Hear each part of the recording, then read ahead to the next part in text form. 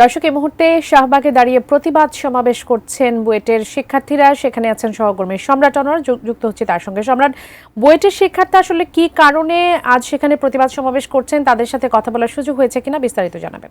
গত কয়েকদিন ধরে এই আন্দোলনে ছিলেন এবং কি তারা আজকে তাদের যে কর্মসূচি সেই অনুযায়ী তারা কিছুক্ষণ আগেই জানিয়েছে এখানে এসেছেন। একদম আমরা এখন যে জায়গাটিতে দাঁড়িয়ে আছি শেরাটন হোটেলের সামনে, এবং এখান থেকেই তারা এখান থেকে বেশ কয়েকজন মিলে প্রতিনিধিরাই পদযাত্রা করার কথা ছিল, কিন্তু পরবর্তীতে তারা আসলে এইখানে অবস্থান নেয় এই মোড়েই, এবং কি তারা এখানে শান্তিপূর্ণভাবে এখানে ব্রিফিং করেন এবং ব্রিফিং করে তাদের যে দাবি দেওয়া সেই আন্দোলনের দাবি দেওয়ার বিষয়গুলোই গণমাধ্যমের কাছে পেশ করেছেন। এবং কি এইখান থেকে তাদের কয়েকজন প্রতিনিধি তাদের মূল যে তিনটি দাবি সেই দাবি দেওয়া নিয়ে আসলে স্মারকলিপি দেওয়ার জন্য যমুনায় আমাদের অন্তর্বর্তীকালীন সরকারের যে প্রধান উপদেষ্টা ডক্টর মোহাম্মদ ইউনূস তার বাসভবন যমুনাতে যাচ্ছেন এবং সেখানে গিয়ে তারা স্মারকলিপি দেবেন। আমরা একটু এখানে আমাদের সাথে একজন রয়েছেন যারা এই আন্দোলনের সাথে জড়িত রয়েছেন, তাদের সঙ্গে একটু জানতে চাই যে তাদের আজকে এখানে আসার কারণটা কি।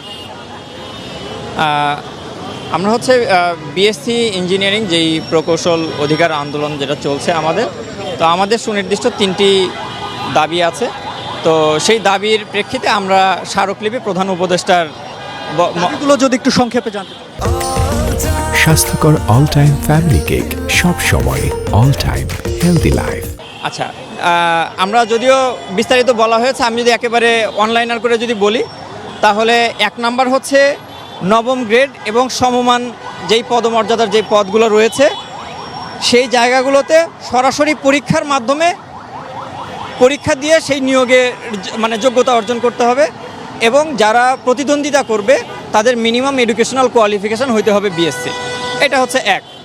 2 নাম্বার হচ্ছে টেকনিক্যাল গ্রেড 10 এবং এটার সমমান যেই সকল পদগুলো রয়েছে সেই সকল জায়গাগুলোতে আপনি মানে কোনো হায়ার এডুকেশনাল কোয়ালিফিকেশনের উপরে এমবার্গো দিতে পারেন না।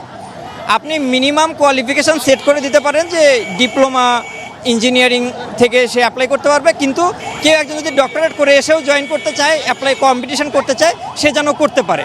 সো এইখানে কোনো নিষেধাজ্ঞা আমরা চাই না। 2।